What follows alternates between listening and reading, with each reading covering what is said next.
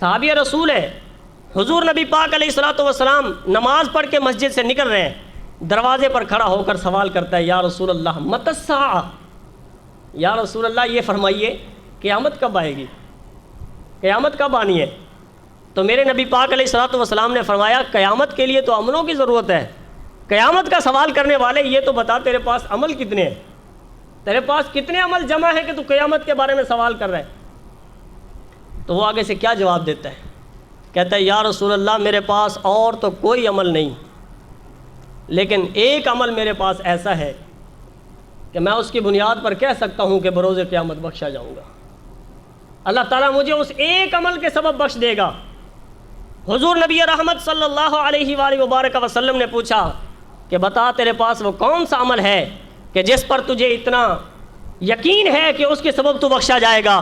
تو اس صحابی رسول نے کہا یا رسول اللہ میرے پاس جو ایک عمل ہے وہ یہ ہے کہ میں اللہ اور اس کے رسول سے سچی محبت کرتا ہوں۔ میرے مسلمان بھائیوں مجھے بتاؤ کیا وہ صحابی نماز نہیں پڑھتے ہوں گے؟ یقیناً پڑھتے ہوں گے، ان کی نماز قضا بھی نہیں ہوتی ہوگی، وہ جہاد بھی کرتے ہوں گے، وہ روزے بھی رکھتے ہوں گے، وہ صدقات بھی کرتے ہوں گے، ہر اعمال صالحہ کرتے ہوں گے، لیکن خدا کی قسم نہ ان کو نمازوں پر مان ہے، نہ ان کو روزوں پر مان ہے، نہ ان کو صدقات پر مان ہے، نہ ان کو حج پر مان ہے۔ خدا کی قسم صحابہ کو اگر فقط مان ہے تو محبت مصطفیٰ پر مان ہے۔ یہ ہے صحابہ کا عقیدہ کہ انہیں اگر مان ہے تو سچی محبت مصطفیٰ پر مان ہے۔ میرے دوستو بزرگوں، آج محبت مصطفیٰ کا دعویٰ ہر کوئی کرتا ہے، لیکن ہم نے چند لفظوں میں یہ دیکھنا ہے کہ محبت مصطفیٰ ہم سے کچھ تقاضا بھی کرتی ہے یا نہیں کرتی، کون اس پر پورا اتر رہا ہے؟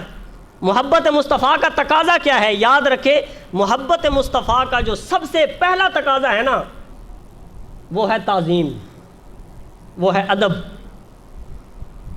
کہ ادب کے بغیر کوئی محبت کا دعویٰ کر ہی نہیں سکتا۔ اگر کوئی بندہ کہتا ہے کہ مجھے فلاں سے محبت ہے اور اس کی تعظیم دل میں نہیں ہے، اس کے بارے میں طرح طرح کے الفاظ اور طرح طرح کی غلط باتیں کرتا ہے، تو سمجھ لو کہ اپنے دعوے میں جھوٹا ہے۔ کہ جو سچا محبت کرنے والا ہوتا ہے نا اس کو کبھی بھی اپنے محبوب کے اندر عیب نظر نہیں آتا، اگرچہ محبوب کے اندر عیب موجود بھی ہو لیکن اس کو عیب نظر۔ میں نے پہلے بھی ایک مرتبہ یہ بات عرض کی تھی، ابھی ذہن میں آ گئی۔ کسی نے مجنوں سے کہا کہ تم جس لیلا کی تعریف کرتے نہیں تھکتے کہ لیلا اتنی حسین ہے، اس کی تو کمر ہی جھکی ہوئی ہے، اس کی تو کمر ہی جھکی ہوئی ہے، تو تم بڑی اس کی تعریفیں کرتے ہو۔ مجنوں نے کیا جواب دیا؟ مجنوں تو تھا نا محبت کرنے والا، اس نے کیا جواب دیا؟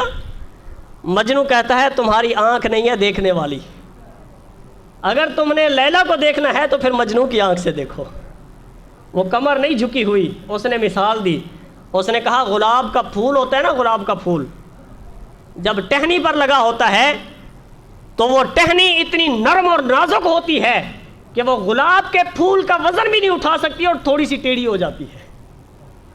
پھول کے وزن کی وجہ سے تھوڑی سی وہ جو ٹہنی ہوتی ہے وہ تھوڑی سی ٹیڑھی ہو جاتی ہے۔ تو اس نے کہا محبت کی نگاہ سے دیکھو تو میری لیلا جو ہے نا یہ گلاب کے پھول کی طرح ہے، اس کا سر جو ہے یہ گلاب کا پھول ہے کہ وہ اپنے سر کا وزن بھی نہیں اٹھا سکتی، اس لیے تھوڑی سی جھکی ہوئی ہے۔ اگر محبت کی نگاہ سے دیکھو تو عیب بھی خوبی نظر آتی ہے، لیکن جس محبوب کو اللہ نے بے عیب پاک بنایا ہو، جس نبی کو اللہ نے ہر عیب سے پاک پیدا فرمایا ہو، بتائیے اس نبی کے بارے میں اگر کوئی عیب ڈھونڈے تو کیا یہ محبت کی نشانی ہے؟ یہ میں اپنی طرف سے نہیں کہہ رہا، صحابی رسول حضرت حسان بن ثابت کا عقیدہ آپ کے سامنے بیان کر رہا ہوں۔ حضرت حسان بن ثابت رضی اللہ تعالیٰ عنہ کہتے ہیں وَأَحْسَنُ مِنْكَ لَمْ تَرَ قَطُّ عَيْنِي، یا رسول اللہ آپ جیسا سونا، آپ جیسا حسین آج تک میری آنکھ نے دیکھا ہی نہیں ہے۔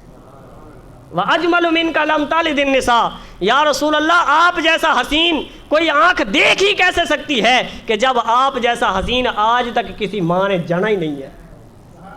خلقت مبرأ من کل عیب، یا رسول اللہ آپ کو اللہ نے ہر عیب اور ہر نقص سے پاک پیدا فرمایا، ہر عیب سے پاک پیدا فرمایا۔